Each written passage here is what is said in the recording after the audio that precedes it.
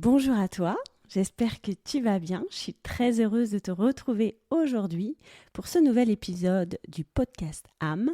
Et aujourd'hui, nous allons parler de communication avec l'au-delà. Alors, communiquer avec l'au-delà, c'est un sujet qui peut faire peur pour ceux qui ne connaissent pas le monde invisible et qui ont pour unique référence la communication entre humains. Communiquer avec l'invisible n'a rien à voir avec la communication telle qu'on la connaît sur Terre. Entre terriens, nous communiquons avec notre voix, nos oreilles, nos yeux, nos mains, et finalement, on utilise tous nos sens premiers dans nos échanges.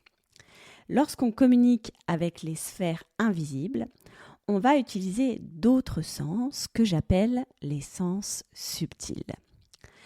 En général, ces sens ne sont pas développés naturellement chez les humains, contrairement aux sens premiers, mais nous avons la possibilité de le faire si nous souhaitons entretenir une communication avec le monde invisible. Ces sens, peut-être tu en as déjà entendu parler. Il y a la clairvoyance, qui est le sens subtil lié à la vue, la clairsentience, qui est liée au toucher, la clairaudience qui est liée à l'ouïe et la clairconnaissance qui est un sens spécifique au monde subtil. Pour communiquer avec l'au-delà, tu peux utiliser un de tes sens subtils ou tu peux en utiliser plusieurs en même temps. Je te parlerai de chaque sens subtil dans de futurs épisodes et comment les développer car ils sont tellement riches qu'il est essentiel de passer du temps avec chacun d'eux pour pouvoir les connaître et savoir comment les utiliser. Mais aujourd'hui, j'aimerais t'aider à comprendre quel sens subtil est déjà peut-être développé chez toi et avec lequel tu peux commencer à travailler pour communiquer avec l'invisible. Lorsque j'étais moi-même dans l'ignorance face à ma médiumnité, je possédais déjà naturellement en moi cette faculté de ressentir les choses, les gens, les émotions à l'intérieur de mon corps. Je me souviens, lorsque j'étais enseignante, il m'arrivait souvent de ressentir en moi de la tristesse ou de la colère, voire même de la peur quand je m'approchais d'un enfant. Je savais pertinemment que cette émotion ne m'appartenait pas. Alors naturellement, je demandais souvent à l'élève qui était juste à côté de moi, que j'étais en train d'aider, je lui disais « Tu vas comment aujourd'hui ?» Et en fait, souvent, il y avait un moment de pause. Il me regardait avec ses petits yeux ronds. Et à ce moment-là, en fait, il me parlait de ses petits soucis, de ce qui allait pas. Alors, ça pouvait être des histoires de classe, des petites chamailleries entre filles. Ça pouvait être un petit truc, un petit bobo par-ci, par-là. Et puis, parfois, ça pouvait être aussi des choses un peu plus graves au sein de la famille. Mais en tout cas, cette façon que j'avais de ressentir l'émotion de l'enfant lui permettait de pouvoir se délivrer à ce moment-là entre deux exercices. Et cette soupape, en fait, lui permettait d'aller mieux et de pouvoir passer une journée un peu plus sereine et finalement pouvoir se déparasiter de ce qui pouvait se passer dans sa tête à ce moment-là. En fait, la clairsentience a toujours été présente dans mon quotidien. Et c'est elle qui m'a conduite vers la prise de conscience de ma médiumnité. Parfois, elle était utile, comme avec mes élèves, ou quand je soulageais naturellement les mots avec mes mains. Mais souvent, je dois t'avouer qu'elle était très pénible. Je passais mon temps à éviter les foules, les grands magasins ou les endroits lugubres pour éviter simplement de ressentir toutes ces choses désagréables en moi parce qu'il y avait tellement de personnes et d'émotions finalement qui circulaient autour de moi au travers finalement de ces gens parce qu'on libère notre énergie de manière inconsciente et moi je captais tout telle une antenne et donc c'était à ce moment-là très pénible parce que je ressentais toutes les émotions des gens donc c'était pour moi une souffrance et je faisais en sorte à chaque fois d'éviter ce genre d'endroit pour me protéger tout simplement. Alors aujourd'hui, avec de la méthode et du lâcher-prise, j'ai appris à maîtriser ma clairsentience et maintenant, elle m'est très agréable et très utile dans mes accompagnements. Elle m'aide vraiment, par exemple, récemment, j'ai fait un accompagnement et j'ai identifié l'endroit exact de la douleur de la personne alors qu'elle m'en avait pas forcément parlé. Et du coup, je peux être capable de ressentir des organes qui ont besoin d'être redynamisés ou qui sont plus fatigués. Et puis, je ressens aussi les émotions qui sont enfouies, que la personne a cachées parce que ça lui fait peur. Et je vais aller me connecter à cette émotion pour aider la personne à se libérer de ce mal-être, mais en douceur.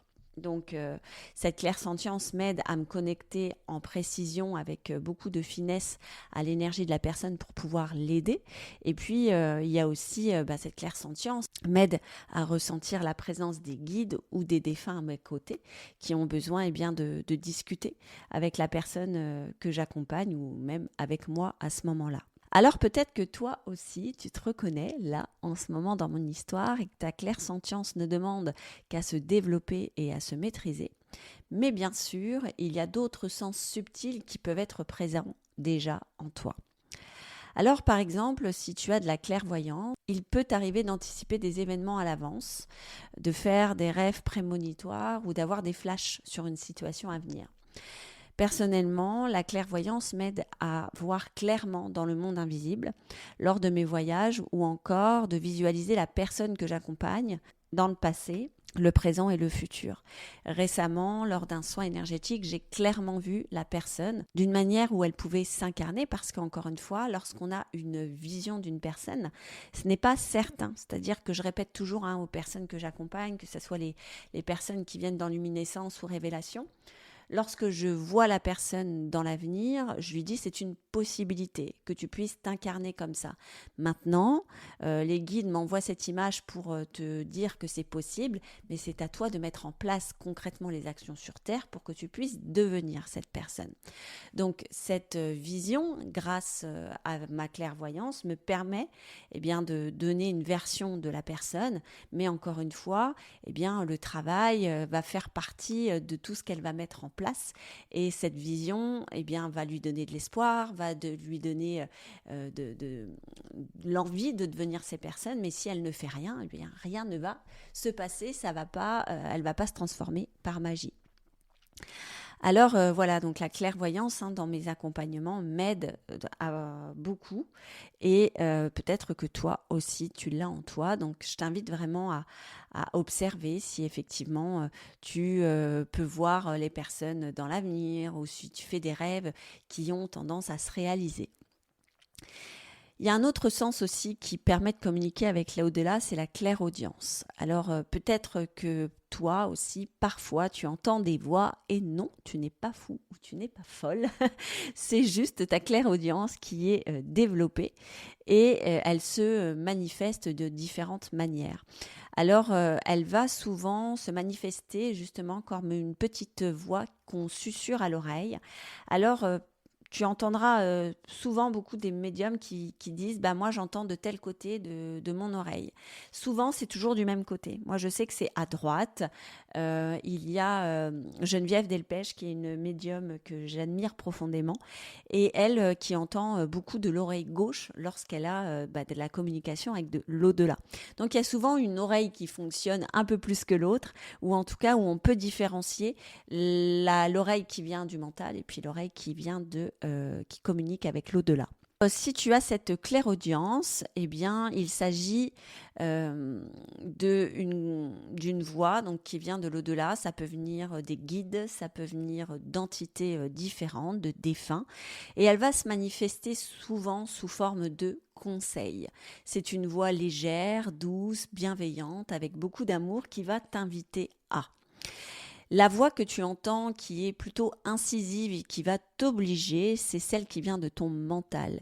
Et il est très important de faire la différence entre les deux. C'est quelque chose que j'avais traité dans le 2e épisode, il me semble, de la saison 1. Et là où tu peux vraiment différencier ces deux voix et justement savoir si c'est la voix qui vient de ton mental, de ton ego ou si c'est vraiment ta clairaudience qui est développée. Donc, il est déjà très important de faire la différence entre ces deux voix. Cette clairaudience va se manifester donc plutôt sous forme de conseil. Je l'utilise beaucoup pour ma part en canalisation, quand je fais des guidances live, par exemple, sur mes réseaux, et où ça me permet finalement de vous délivrer les messages. Donc ça vient du côté droit de mon oreille et puis j'entends des choses et je les répète vraiment en mode perroquet. C'est vraiment ça, le message transite à travers moi. J'ai même parfois cette sensation où une énergie pénètre dans mon corps et je suis un petit peu la marionnette qui répète ce qu'elle a envie de dire. Alors évidemment, cette énergie est maîtrisée, c'est-à-dire que je lui donne l'autorisation de venir en moi. Tout ça est contrôlé et maîtrisé, plutôt le terme maîtrisé est plus juste, et cette énergie a eu l'accord auparavant pour venir à l'intérieur de mon corps et pouvoir vous transmettre les messages. Et donc cette clairaudience me permet aussi dans mes accompagnements de dire aux personnes des messages, donc comme par exemple quand j'ai une connexion défunt et que le défunt veut communiquer avec la personne que j'accompagne, le défunt a deux possibilités. Soit il est à côté de moi et puis je répète tout simplement ce qu'il a à dire, ou alors, comme cette énergie des guides qui viennent en canalisation, je lui prête mon corps et puis il va parler à travers moi. Donc là, il va utiliser le chakra de ma gorge. Donc c'est toujours très intéressant cette clairaudience parce qu'elle va permettre aux personnes que j'accompagne de communiquer avec les défunts et donc de pouvoir se libérer, de pardonner. Le défunt, quand il vient aussi, ça va lui permettre d'ascensionner parce que lorsqu'il vient communiquer avec une âme terrestre, une âme qu'il a laissée sur terre, c'est très bon pour lui parce que parfois le pardon n'a pas été fait, les choses n'ont pas été dites et lui reste bloqué dans des sphères invisibles et ça ne lui permet pas d'ascensionner parce que le pardon n'a pas été fait. Donc la médium, elle est là pour ça aussi, c'est vraiment de permettre aux défunts de graviter, de se sentir mieux. Et donc quand je fais des accompagnements révélation ou luminescence et que je me connecte à un défunt, là où je suis vraiment en gratitude, c'est que je vais aider le vivant, mais j'aide aussi l'âme à graviter dans les sphères invisibles pour qu'elle puisse se réincarner. Donc c'est vraiment très très beau à voir.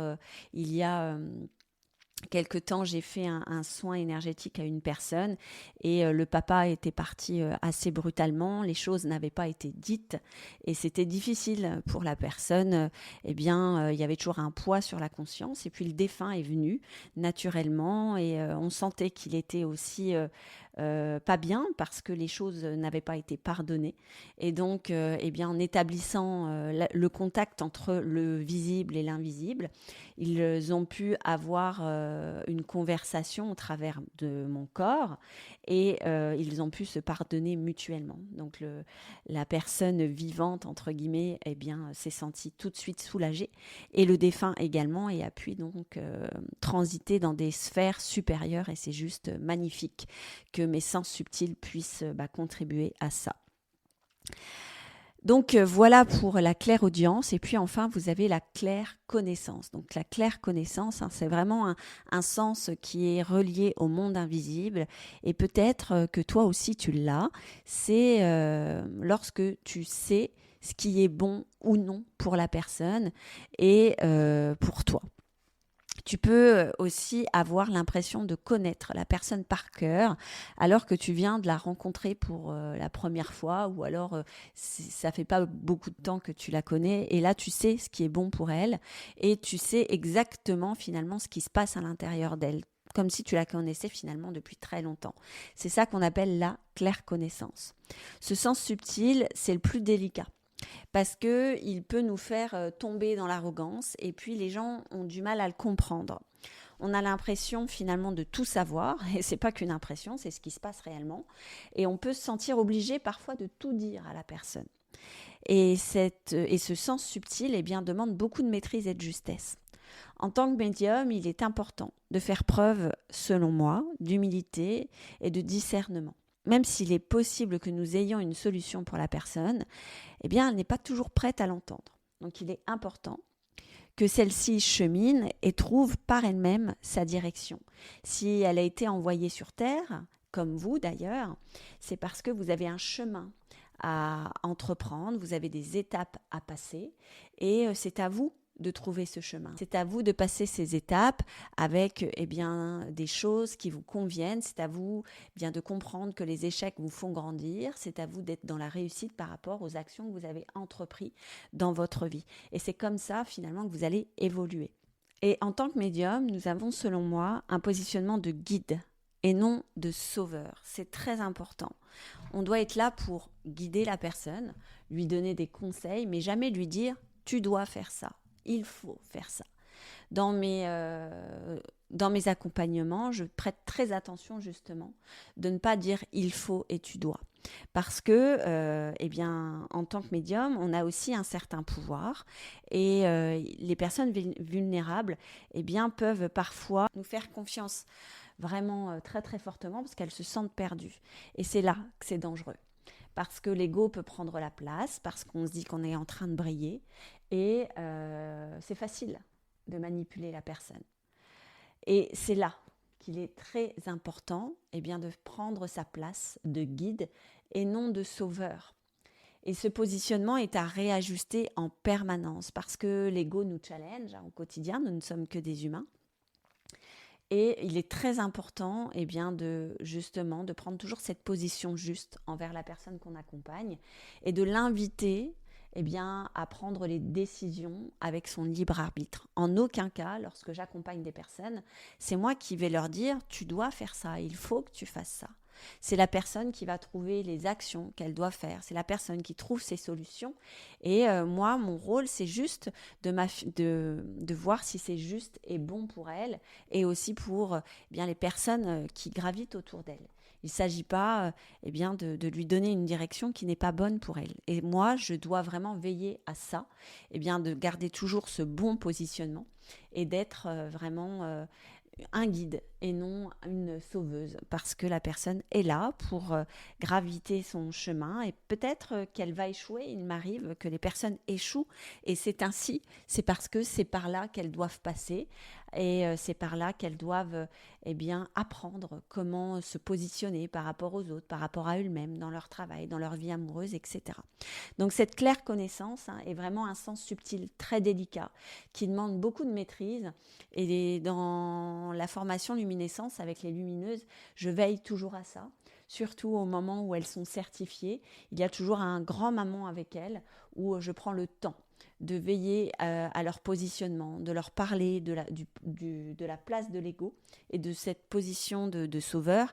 Et c'est pour ça aussi qu'il est important pour moi que je garde un contact avec tous les lumineuses qui le désirent. Encore une fois, je ne peux pas penser à leur place et faire à leur place. Moi, je les invite mais c'est leur libre arbitre, encore une fois. Et je suis toujours là pour elles, pour qu'elles puissent finalement revenir vers moi lorsqu'elles ont des soucis, par exemple, de positionnement avec leur claire connaissance. Alors voilà, j'espère que cet épisode t'a plu. En tout cas, je t'invite maintenant à être à l'écoute de tes sens subtils, maintenant que tu en as pris connaissance, de les observer avec plus de finesse et peut-être tu trouveras celui qui fait partie de toi naturellement et avec lequel tu peux commencer à travailler dès aujourd'hui. Merci pour ton écoute. On se retrouve dans les prochains épisodes où nous allons développer ces sens subtils plus en détail pour communiquer avec l'au-delà. À très très bientôt et surtout n'oublie pas de prendre soin de ton âme. Bye.